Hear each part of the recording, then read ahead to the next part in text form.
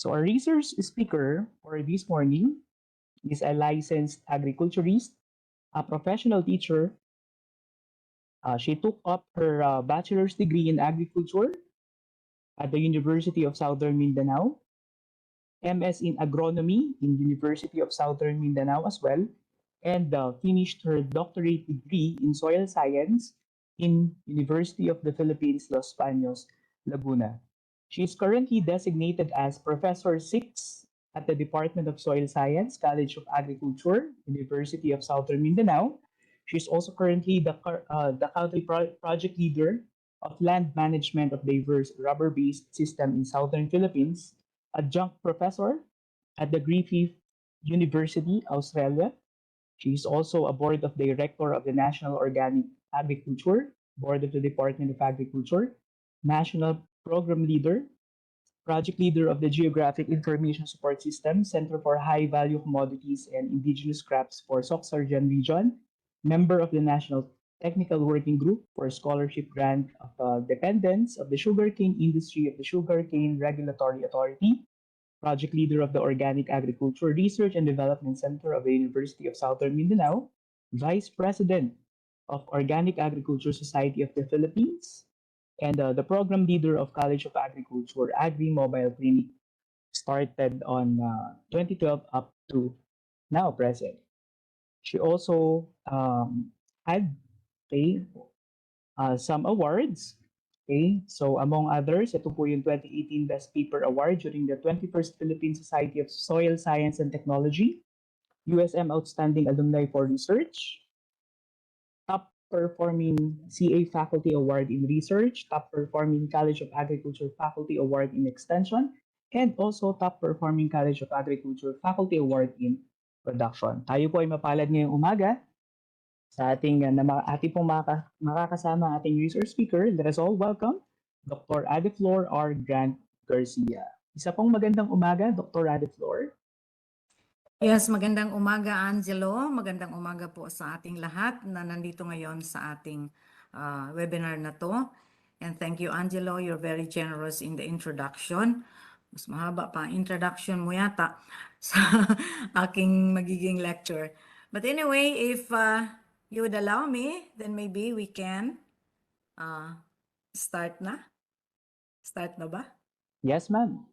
Yeah.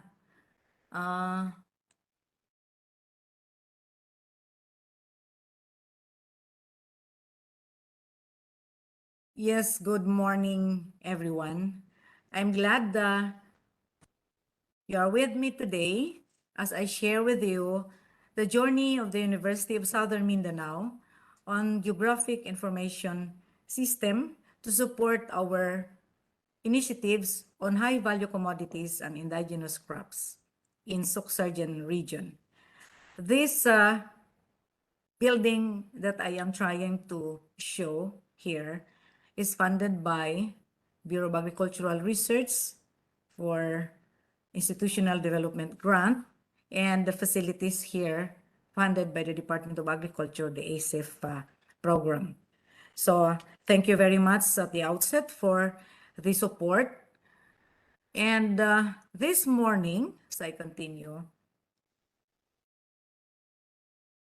this presentation is not a lecture on what is GIS. It's not about how to make maps, but I would like to call to all our GIS experts, our GIS enablers. I would like to call all our stakeholders, our GIS enablers, to bring the power of the technology to its best use more than ever. For the past, 2 decades, more than 2 decades, GIS information has been introduced to us, the university, by no less than the program also by the Bureau of Agricultural Research way back in 1998. From then on, we had always been with trainings and workshops on the geographic information system. And the SUCs were invited or were involved. The local government units also were involved in the training in trying to mainstream GIS in the Philippines. And of course, with that, I am very thankful again with the Bureau of Agricultural Research Project, then with Dr. Steve Godilano, with Rick Castro, and the rest of the IBAR personnel before who came down even to the university conducting trainings for this.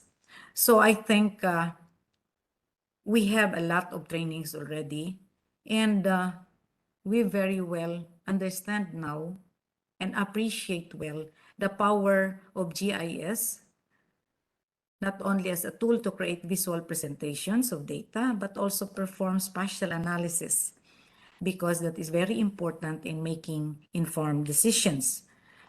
And we have seen this, so many of these presentations about the different layers, how GIS is being done. And one of the best use of GIS is in agriculture. And that one, I would like to share with you our journey at the university, how we persisted. I would say, how did we survive? When this started in 1998, the hardware was almost zero. We barely have computers that could really run ArcView. But with BAR again, they provided some of the hardware, but it was really, how many units only. And for you to learn, you have to have one unit, but that is not possible in the past. And as we continue involving ourselves in all the trainings and workshops and activities on this, until finally, it took how many years before I was really able to convince the IBAR to give us this facility. And it was in 2016 that we started this. And finally, the facilities or the hardwares that are important for this were provided in 2018. So what did we have? Of course, when we had this already as a project, we started, of course, we had been updating the databases, especially the soil, since I am from the Department of Soil Science. And then, of course, we need all these thematic maps, the rainfall map. And now I am very happy. I have a map, which is an average of 30 years average. And because this is required, especially when you are doing suitability, this is the one that is required by the criteria, especially FAO. And even for classification of soils, we need the 30-year mean of annual rainfall and even temperature and to that effect. So we have the soils map also of the different provinces of the region, even up to the municipal level, where we can see the barangays. And I would like to share with you the soils map of Lake Cebu, South Cotabato, where there are a few barangays. We can see clearly the different soil types and the different soil series of that municipality. Because our experience with the local government units, even with the agricultural extension workers, they are excited to see if they can identify themselves where they are. For example, if you are from this barangay and you can see, and it is also I have also a very good, I wanted to actually go down to the barangay level to really make more delineated maps so that the extension workers will be able to utilize this and the farmer themselves would identify where they are, or even the users. Now, to continue on, we have this rainfall map, and you can see highest rainfall in North Cotabato is 2,350, with the lowest, which is less than 1,000.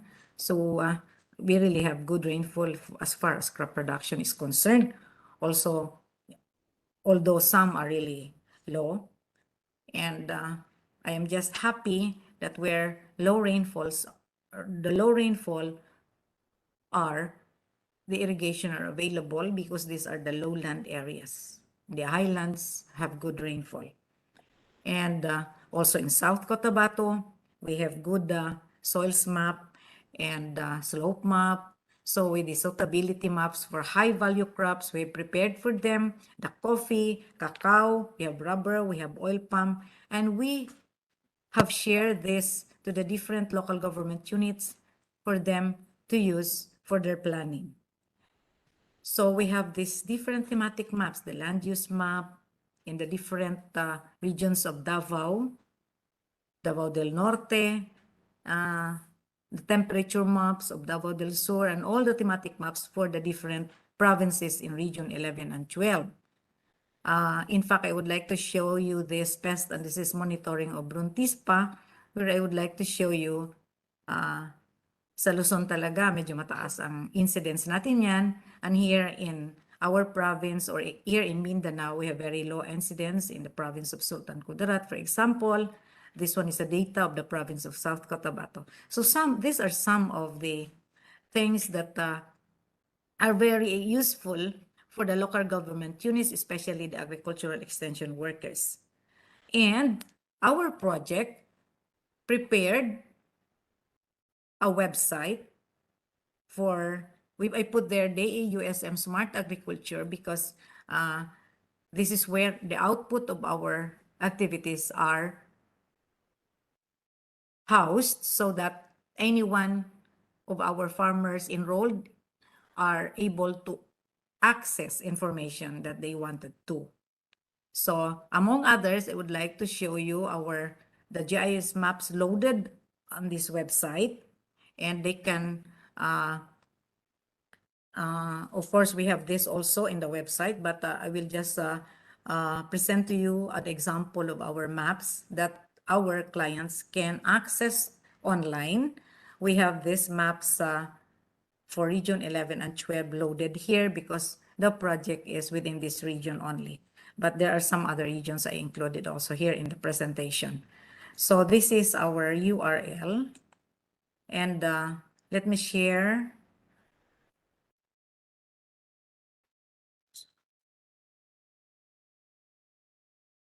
our output for, there are different aspect of this project, but I will show you the GIS. So with this, you can just input your name and then an email address.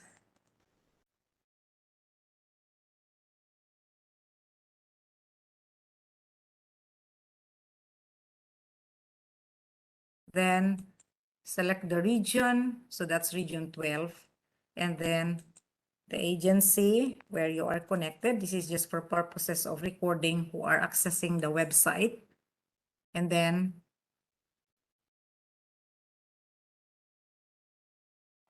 you are shown this, like for example, you wanted to see the soils map for that particular region. So ito pa lang po ang laman, 3.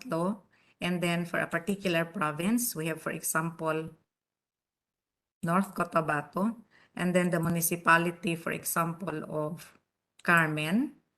And then there, the map will be loaded. Naglo-loading lang po. So ayan, then if you wanted to zoom it, and then this is downloadable po. And so you can access the soils map, the soils map, the elevation map, suitability map of that particular municipality. And this is intended really for the local government units so they can make use of whatever information they wanted. So that's an example of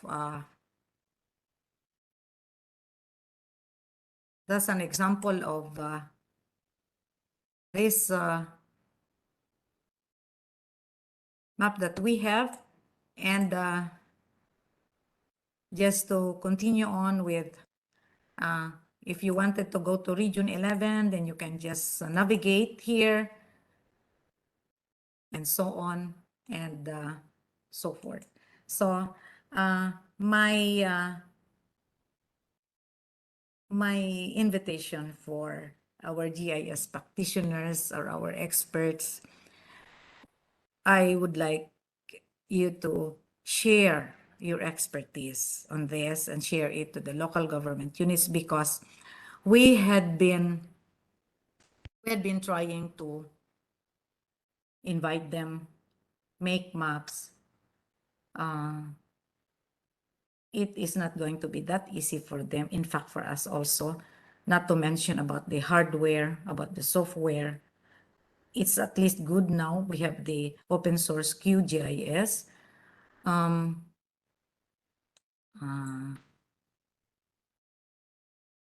Not like before. Not like before when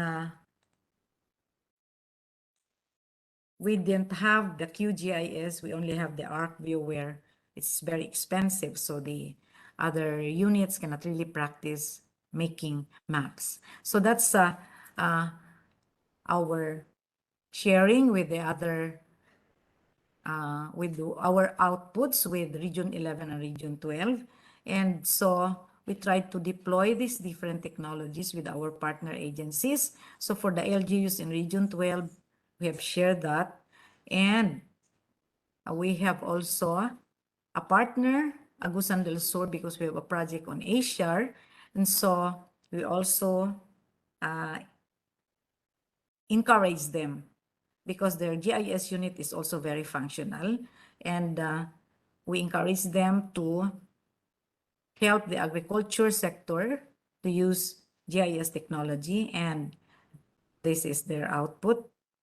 Of course, in the region, we tried these activities also, trying to improve these maps.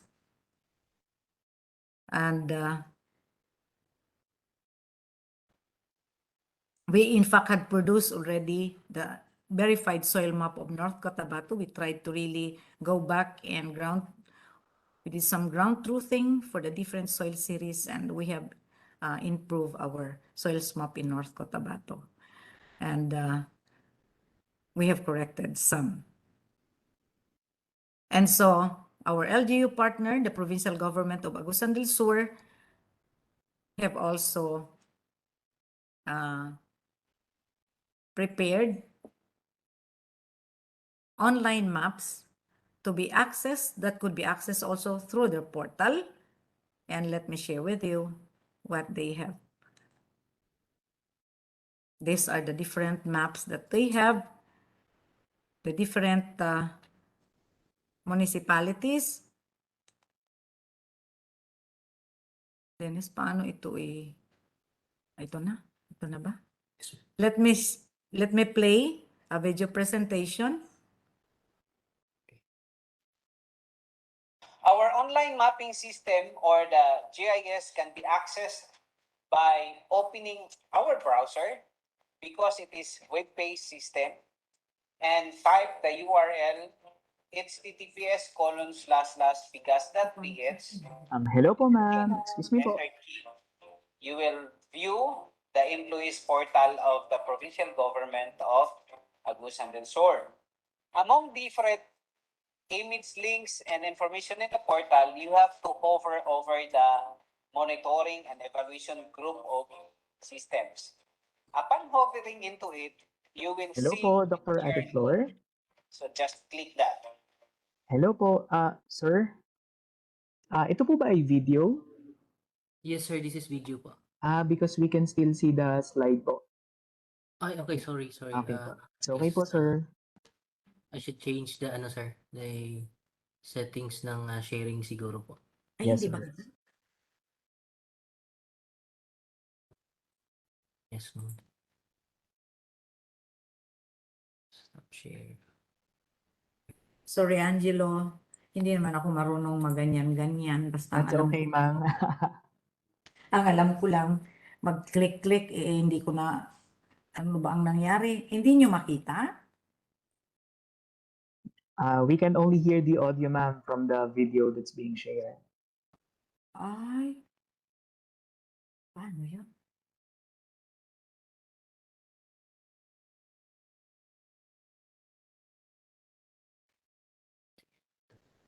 Huh?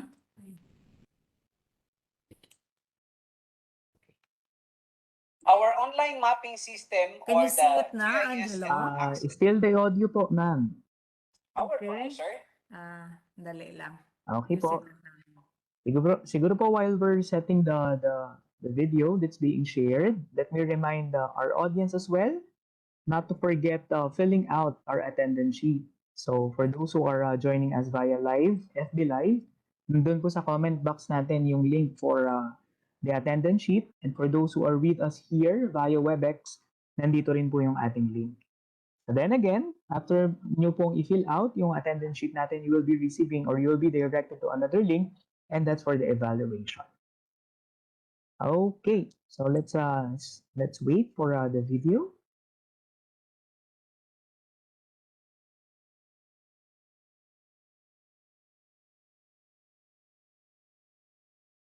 Ini, picture.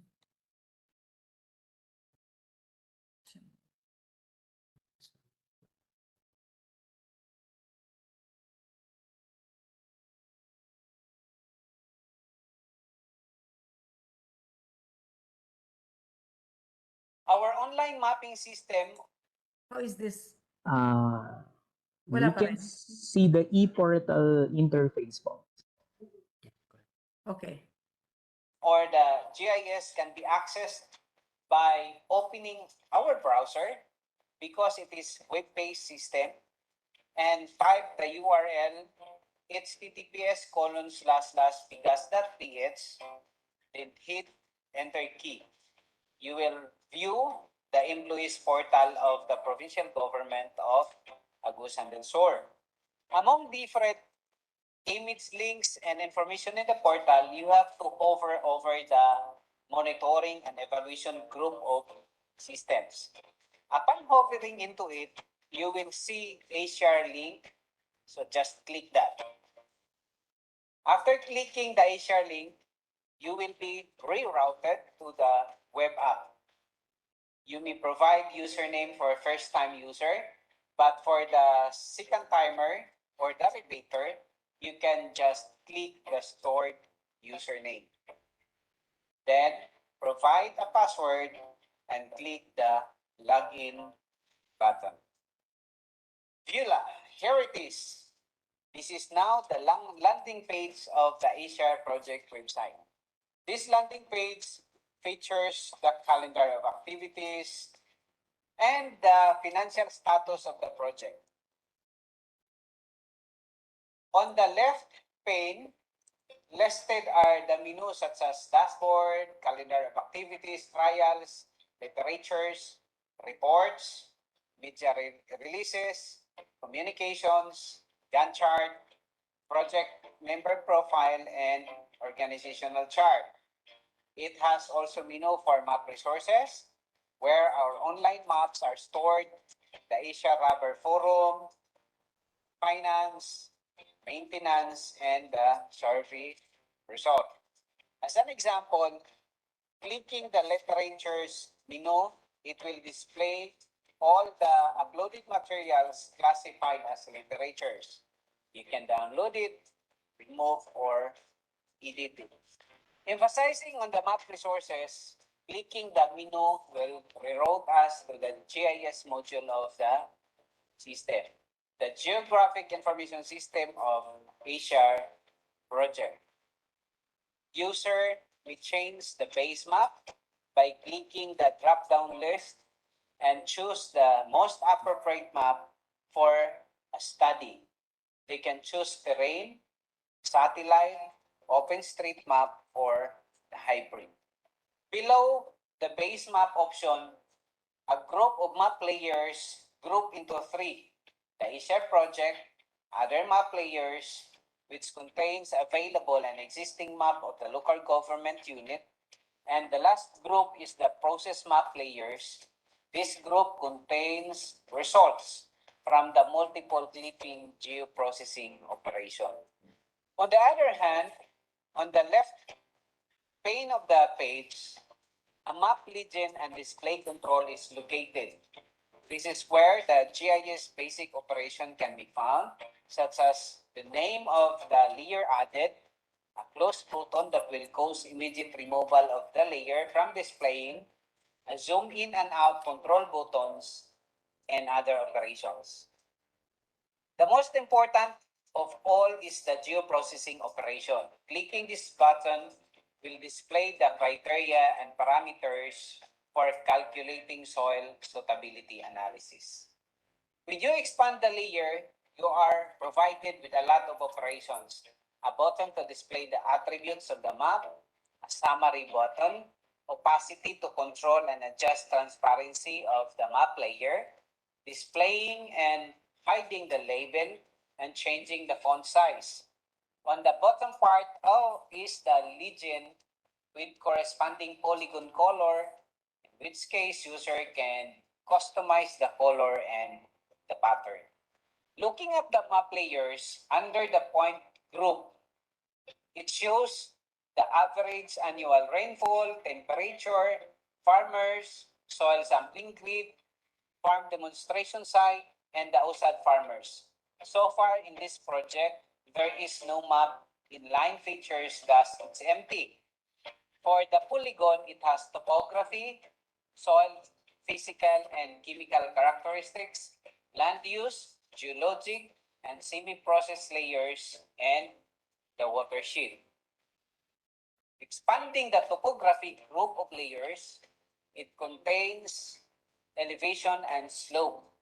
Under soil physical characteristics are soil depth, texture, drainage, and flooding. For soil chemical characteristics group, a layer of pH, CEC, and base saturation can be found. Including the previous mentioned layers, this view is a sample of a farm demonstration site. On the right side pane is a checked layer name, and on the left side pane is the loaded layer name containing other information and operation as you expand it. Clicking on the point, it will display the attribute and data of that particular point, such as the object ID, the barangay name, municipality name, the cooperator, and other attributes embedded into the layer. This layer is the soil sampling grid. A soil sampling grid in a zoom in view. Clicking directly on the point will prompt or display data about that grid being selected. This shows that the selected point is in the municipality of Prosperidad. A zoom in view of the map. To display the attributes, clicking the attributes button will display a grid containing all the points or features of the map. There are 4 buttons at the top of the grid, namely Copy, CSV, Excel, and PDF. Clicking these buttons will export the data to a desired format. This map shows the soil physical characteristics, particularly the texture. To determine the summary, clicking this image icon will display the summary and the total hectareage. From that pop-up form, you can change the summary attribute by clicking the drop-down list and then select the desired parameter, and the system will calculate the summary for you. So, as per previous slides, it shows the summary per texture, but as of this time, it displays the summary per soil series. Still, the total hectareage is the same. The slide demonstrates different map layers loaded, namely USAD farmers, soil sampling grid, farm demonstration site, elevation, slope, land use, watershed, flooding, and soil series. This is the proposed suitability criteria for rubber to determine the highly suitable, moderately suitable, marginally suitable, and not suitable area in Agusan del Sur. There will be 11 layers involved, namely annual rainfall, temperature, slope, elevation, depth, texture, drainage, pH, CEC, organic matter, and the last is base saturation. In determining the suitable area, the team proposes two options. The first is a series of geoprocessing clip tool, which is based on vector. It is dynamic simply because anybody could manipulate and play around with the criteria and see the result online. The second option is using a multiple geoprocessing tool. It is basically a raster-based converting vector to raster, then raster to vector, back and forth, done using QGIS manually, take time to process, and it's offline. To elaborate the option 1 operation, the first layer will be clipped with the second layer. The resulting clipped layer will then be clipped to the third layer. The resulting clip layer will then be clipped to the fourth layer, so on and so forth. And at the end of the processing is the rubber suitability map. Option 2 processing, reclassification the soil characteristics, climate characteristics, and the topographic data. The reclassification is taking into consideration the parameters of the rubber and intercropping requirements. A weight and rank will be established to be considered in the manipulation of layers to come up with a rubber suitability. To demonstrate the option 1 soil suitability operation, clicking the button geoprocessing will display the criteria configuration page. This page, you can add and remove layers dynamically depending on what criteria you want to play around and see the result right away. You can select attribute and specify the values as parameters. After setting all the conditions, configuration and criteria, clicking the process button will do series of clicking geoprocessing operation on the fly. In this view, the first layer is the watershed, and the layer displayed with pattern slanting line is the resulting layer of the series of clip operation. That shows the highly suitable area for wrapper. Upon clicking the summary button, it displays the total area disaggregated by soil series, which has a total of 44,866 hectares, which is 33% of the Hibong watershed area. So as of now, the team is still enhancing and perfecting the option 1 geoprocessing where bugs are still encountered. Once these issues will be fixed, it will be a tool for local planners to identify possible areas for a certain commodity with ease and convenience without needing so much technical expertise in geoprocessing.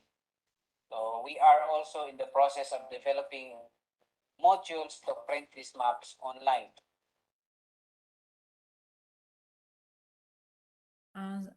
That is a presentation. Actually, I wanted to share our partners in Agusan del Sur on what they have now on their portal with the GIS maps and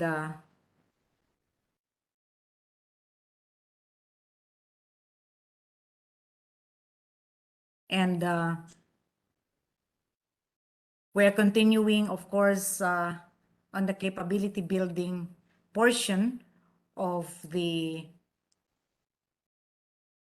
agricultural extension workers who are the ones really who will be using this.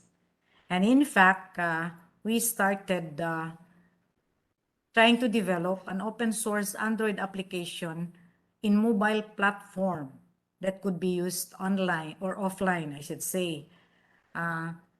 In the field, the reality is internet are not really that available, and the agricultural extension workers are constrained with internet connectivity. So with their mobile platform, we hope that they can use the maps whenever they go to the farmer's field, so they can identify the series and all of those information therein in that particular coordinate or in that particular farm.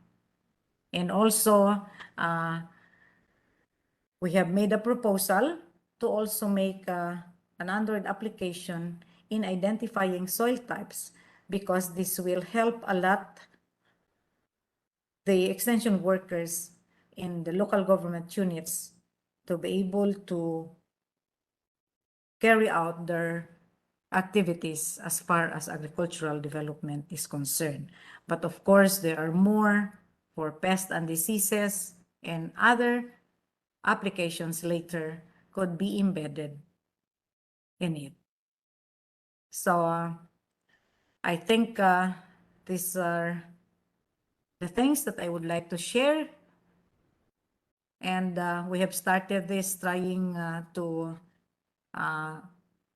the development of these Android apps. And I would like to thank you for joining me today.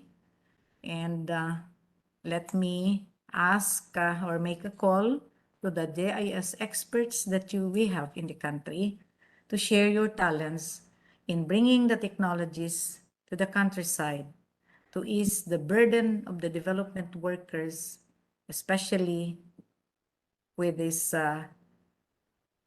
technologies on the tip of our fingers. Let's share it to them so they can better do their jobs as far as agriculture is concerned. Thank you very much for giving me this opportunity to share with you our journey here at the University of Southern Mindanao. Thank you so much, Dr. Garcia, for your wonderful and very comprehensive presentation. Marami pong salamat.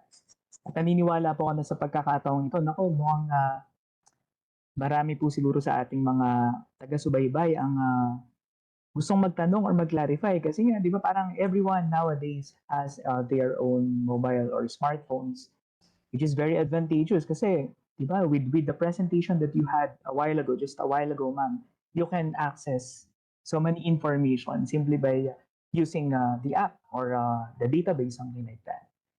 I would like to invite, hello ma'am, can you hear me po? Yes? Yeah? Okay po. Ma'am, your video is turned off po. I'm sorry. Okay po. Okay, Thank you, yes. ma'am. Can we invite our WebEx participants? If there's any who would like to ask, please feel free to raise your hand so we can acknowledge po. And feel free to raise your hand. We have participants from our DA-attached agencies, ma'am. We also have from different DA regional field offices as well. Okay, so siguro habang naghihintay o baka kino-compose pa nila yung tanong nila, I have received a question here, ma'am. A while ago, you've said po na currently or to date, nandoon po kayo sa stage na you are developing different sites maybe or different features of the GIS. Now, in connection to that po, if a certain region, for example, or agency or partner would like to develop a map, okay, by themselves, paano po kaya yung collaboration, ma'am? Like for example, a particular institution would like to develop a map on soil health analysis, for example. How does that work? I mean, paano po yung collaboration, ma'am? Do they coordinate with you right away para yung magiging result po dun sa research nila ay magiging integrated doon po sa GIS natin? Or do they go directly to the LGU and then it's the LGU coordinating with your group, ma'am? It depends on how they could carry out. If directly they can directly go to us and ask assistance, but if it is an LGU, then it would be better if their LGU really would be supportive of their endeavor because medyo madaming assistance ang kailangan nila. First, ang kanilang hardware, kumusta kaya, ang kanilang mobility, because we can very well provide them the maps, why not? But some data that they may be interested, they have to gather it for their LGU. And the basic maps we can provide them. For example, the soils map, we can help them. But if they wanted more details, then maybe they can add on for the database so that we can make better working maps for them. They can come and really seek assistance. In fact, we had invited so many local government units already in the region, and some of the LGUs have responded, and we have already trained at least 2 LGUs who are interested in trying to really have their database on GIS in their particular municipality. And it would be ideal if all LGUs have this database on their own. But of course, they can also access what we have, but they really have to build up their own database. Okay, thank you so much for the question, ma'am. Ayan, we have received another question. Good morning po. This is from Mikay Abrigo from BSWM. I would just like to know po kung saan po galing yung information na ginamit for the development of the maps. Well, our base map, as we have started, we have the base map provided to us by the bar. We call it the bar sales.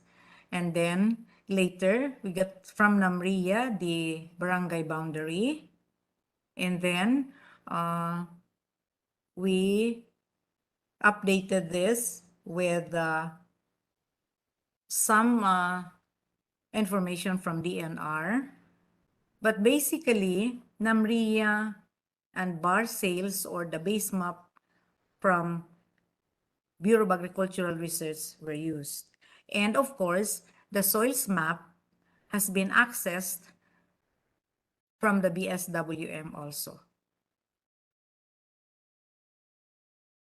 And I hope BSWM, is this Mikay Abrigo? Yes, if you are listening, Miss Mikay, I hope we can really make more details about our soils map because we really have to update this. We need some ground truthing to really update, especially the provincial maps, so that the municipal maps can be better projected. Siguro sa Luzon area, madami na kayong mas updated na maps. Pero dito sa amin, sa Region 12 sa Mindanao, not so much information is available in terms of the shape file or the base map. Ayan, thank you so much, ma'am. Actually, that's very encouraging, ano? Kasi for those who are doing research, if I get it right po, they can collaborate, di ba, in the development of the database with the different layers na up until now pwede po nating ma-update. Okay, so that's actually a call for collaboration if I got it right. Another question, ma'am, with the current undertakings po ba ng ating project, which is the GIS, ano po yung specific na high-value commodity or indigenous crop so far yung masasabi natin na nag-benefit talaga with this type of technology so that it can serve as an inspiration to those who are planning to venture into this type of technology? Well, we have prepared suitability map, for example, for rubber and for oil palm. And so far, the provincial government has started using this, especially in the seedling, yung plant now, plant now, pay later, plant now, pay never. And all of those projects where there are seedling dispersals, especially for perennial crops like rubber, like oil palm here in our province, and also the other provinces. And even for cacao now, because the university is nicer for cacao, we are using this for expansion purposes for the cacao industry. And the Nestle Philippines has also collaborated for the coffee expansion also in Region 12, and we are using some of our information on the suitability maps for these high-value crops. Okay, thank you so much, Dr. Garcia. As I am checking the comment section sa WebEx po natin. Ayan, we still have one. Okay, this is a comment more than a section. A question rather. Ayan, so once again, maraming salamat po, ma'am. Last but not the least, this is not actually a question, but we've been receiving comments from the FB Live viewers and the WebEx participants as well. Will it be okay daw po if they get a copy of our video presentation? Yeah, okay, no problem. Ayan, so maybe we'll just channel it through the email na ipoprovide din naman po ng participants natin via the attendance sheet. So once again, thank you so much, ma'am. In checking the comment section. Angelo, there is a comment here from BSWM, Ronald Alan Di Maano. Regards the soil type or the soil series data na nabanggit nyo, to develop soils map is at all primary or some are secondary. Kasi we are currently updating the soil map ng Pilipinas. Now, I'm just wondering kung walang taga-DSWM na involved, baka magkaiba ang output natin ng soils map, lalo na ang primary na makikinabang ay ang ating mga magsasaka. Yes, Ronald, we, of course, are trying to use we're trying to access as much as possible the very original soils map of North Cotabato. And of course, we have all those miscellaneous land types and mountain soils undifferentiated. And we actively went around North Cotabato especially to at least update this and verify them. Maaaring magkaroon talaga ng magkaibang data, for example, maybe because our observations could differ. But as much as possible, we are trying our best to identify those mountain soils undifferentiated based on available information from the geology, from all other resources that we can have. And it would be nice if the Bureau of Soils will really have the updated map the soonest on the provincial and municipal level so that we will have a better database of our soils here in our place. But as we had been here, we had been trying to really study our soils, for example, here in North Cotabato, and we had extensive verification also in Agusan del Sur, and in fact, our base was the survey made by the Bureau of Soils and Water Management way back in 2013 of Agusan del Sur. And we are, of course,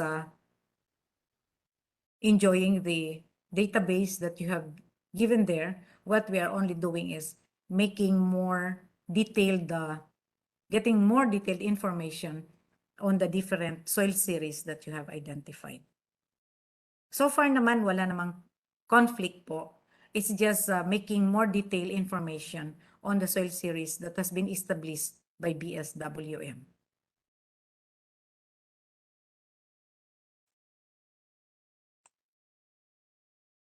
Okay, thank you, ma'am. We still have a question. Ito naman po ay galing sa FB Live viewer natin. The question is from Mr. Elmer Pita Valles. Good morning, ma'am. Is there a possibility to develop a unified GIS map? To unify maps from the DA Crop Suitability Map, from BSWM, Project NOAA, NAMRIA, PAG-ASA, with data available from LGUs to benefit or to become beneficial for the LGU students, researchers, and other agencies. Napakaganda sana pag meron tayong ganyang map na nandun na lahat sana ang information. Ang hindi ko lang talaga alam, sir, kung who would spearhead that one.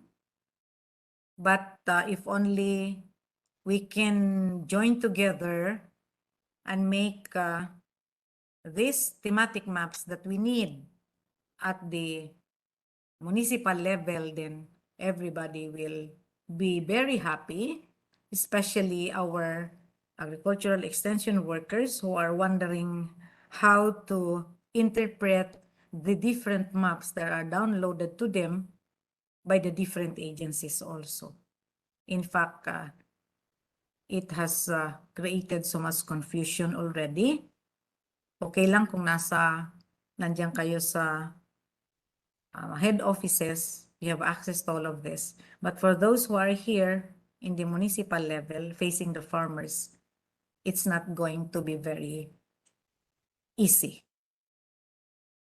Much more on the interpretation of those maps that are made by the different agencies. Sana po ang BAR na lang ang mag-spearhead, BSWM kaya, or Angelo, sino kaya?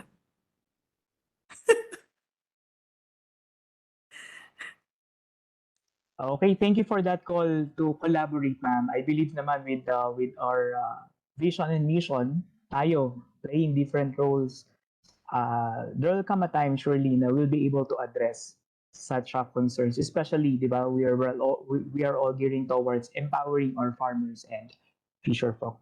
So once again, maraming salamat po sa lahat ng ating participants, both from FB Live at sa ating pong WebEx.